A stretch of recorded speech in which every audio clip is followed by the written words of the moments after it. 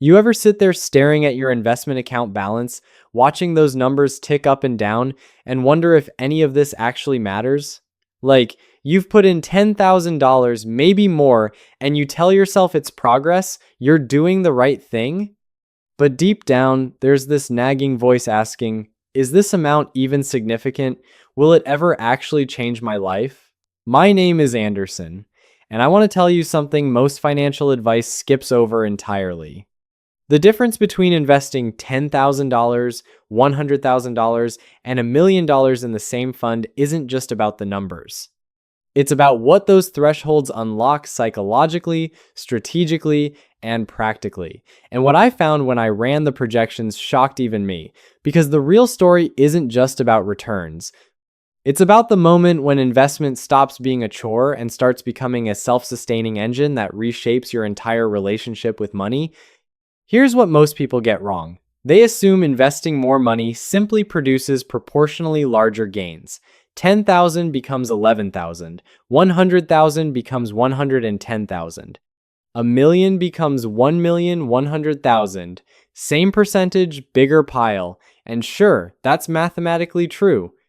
But it misses the deeper shift, the point where the investment itself begins doing work you couldn't replicate through labor alone. That's the threshold, and crossing it changes everything. Let's start with $10,000. For most people, that's a milestone. Real money. Something they saved intentionally, sacrificed for, maybe even stressed about. They put it into a top growth fund. Let's say it averages 8% annually, and they watch it grow. After 1 year, it's $10,800. After 5 years, around $14,600. Respectable, steady. But here's the truth.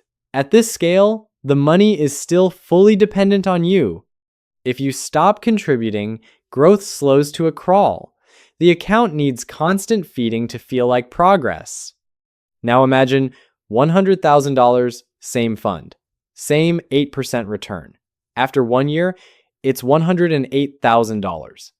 That's an $8,000 gain more than your original $10,000 investment earned in 5 years. After 5 years, you're looking at nearly $147,000. Suddenly, the compounding effect starts outpacing what you could contribute manually. You're not just saving anymore. The account is working alongside you, generating momentum you can't replicate through salary alone. Then there's $1 million. Same fund, same 8%. After 1 year, it's $1,080,000. That's an $80,000 gain in 12 months without lifting a finger. After 5 years, you're approaching $1,470,000.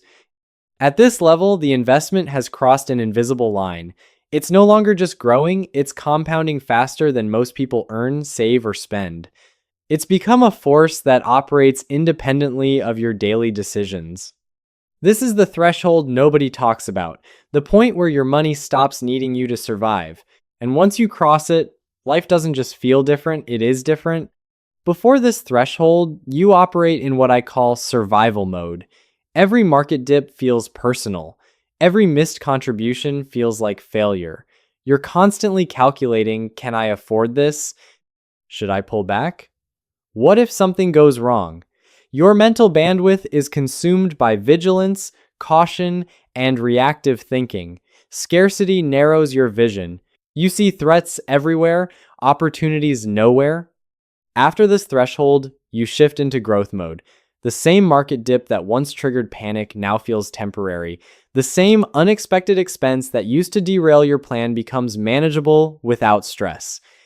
Mental bandwidth returns, clarity replaces anxiety, and suddenly, opportunities that were previously invisible career risks, strategic investments, bold decisions start appearing within reach.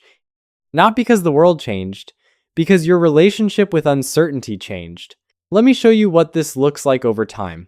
Take that $10,000 investment, leave it alone for 20 years at 8%, and it grows to around $46,000. Meaningful, yes. But compare that to $100,000 growing to nearly $466,000 over the same period. the acceleration isn't linear, it's exponential. The gap widens not because one person worked harder, but because one crossed the threshold where compounding became the dominant force. Now imagine $1 million over 20 years. It grows to nearly $4,660,000. At that level, the account is generating hundreds of thousands in gains annually, money you didn't work for, didn't sacrifice for, didn't stress over. It's the system operating at full capacity. And here's the quiet truth. The difference between these outcomes isn't luck. It's understanding when the engine ignites and refusing to interrupt it. This is where identity begins to shift. At $10,000, you're someone who saves. At $100,000, you're someone who invests. At $1 million, you become someone who leverages capital. Those aren't just numbers, they're identities. And identity shapes behavior. Someone who sees themselves as a saver focuses on contributions, on sacrifice, on delayed gratification as a burden. Someone who sees themselves as an investor focuses on allocation, on strategy, on compounding as leverage. The mindset changes, the decisions change, the outcomes change. And here's what happens once that identity solidifies. Opportunities start replacing emergencies. A job loss used to feel catastrophic. Now it feels like a pivot point.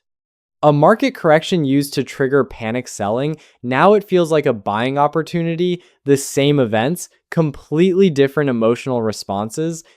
Not because you're reckless, but because you have reserves, clarity, and the mental space to think strategically instead of reactively. But let me be very clear about something. The focus here isn't on skipping meals or denying yourself small pleasures. That's not where the leverage lives. The real power is in the structural decisions most people never examine. Where you choose to live, what career path you commit to, how aggressively you allocate toward investments versus consumption. Those choices repeated over years create compounding effects that dwarf the impact of daily spending habits. Consider this. Two people earn the same salary. One prioritizes lifestyle, nicer apartment, newer car, frequent upgrades. The other prioritizes allocation, modest living, older reliable car, maximum investment contributions over 15 years. The difference isn't just financial, it's psychological. One person remains tethered to income, always needing the next paycheck to sustain their life. The other person builds separation reserve capital that creates options, flexibility, and the ability to make career moves others can't afford. This brings us to career power. Once you've crossed the threshold, once your investments are generating meaningful growth on their own, you develop what I call strategic optionality. You're no longer negotiating from desperation. You can walk away from opportunities that don't align with your values. You can take calculated risks others avoid because they can't afford failure. That confidence alone changes how people perceive you. Offers improve, conversations shift, doors open not because you're wealthier, but because you're stable. Here's where most people sabotage themselves. They hit $100,000 or maybe even $500,000, and they treat it as permission to upgrade, nicer house, luxury car, expensive vacations. They see the milestone as a reward, but here's the brutal truth. Treating a threshold as a reward resets your timeline. That $100,000, if left to compound, could become $466,000 in 20 years. But if you pull $50,000 out for a car, you've just stolen $300,000 from your future self. Not $50,000, $300,000. That's the invisible cost of premature celebration. Let me give you a concrete example. Someone builds their account to $200,000. They're on track. The system is working. Then they decide to upgrade their lifestyle. $50,000 kitchen renovation, $30,000 car upgrade. Suddenly, their investable income drops. Those $80,000, if left invested at 8%, would have compounded to over $380,000 in 20 years. But it's gone. Not just the $80,000, the entire compounded future of that money. This is an opportunity cost. And once you see it clearly, decisions change. That luxury purchase isn't just a purchase, it's years of freedom you're trading for months of comfort. Making that visible without guilt or judgment transforms how you engage with money. You're not denying yourself, you're choosing between two futures. And one of those futures gives you leverage, options, and control that the other never will. So here's the reframing that matters. The difference between 10,000, 100,000, and $1 million isn't just scale, it's momentum. It's the point where your investments stop being something you manage and start being something that manages itself. And the shocking part isn't just the numbers.